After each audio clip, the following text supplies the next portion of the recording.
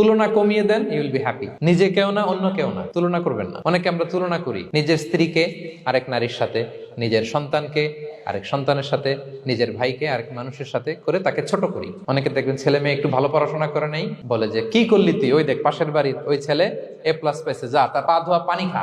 Common কথা, এটার একটা ভালো ব্র্যান্ডিং করা যেতে পারে, মানে A+ পাওয়া ছেলেদের পা ধোয়া পানি এরকম মিনারেল ওয়াটারের বোতলের মতো বিক্রি করলে ভালো ব্যবসা হবে, কি বলেন? এটা হচ্ছে আমাদের মুরব্বীরা, টিপিক্যাল মা বাবারা এটা বলেন, ভুল করেন, ওনারা বুঝেন না। কখনো কম্পেয়ার করবেন না, এটা করে আপনার ছেলের মনোবল আপনি আগেই ভেঙে দিচ্ছেন। আপনি দায়ী আপনার ছেলে কিছু না পারার কারণে। আপনি সাহস দেন নিজে, পাশে থাকেন নিজে।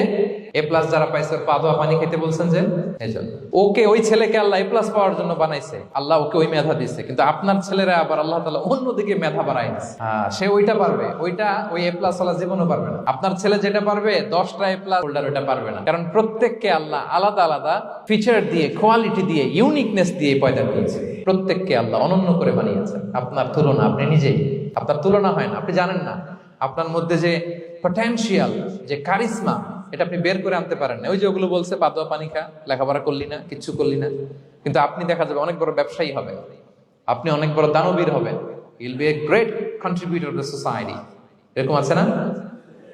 এজন্য কম্পেয়ার করবেন না কারোর সাথে।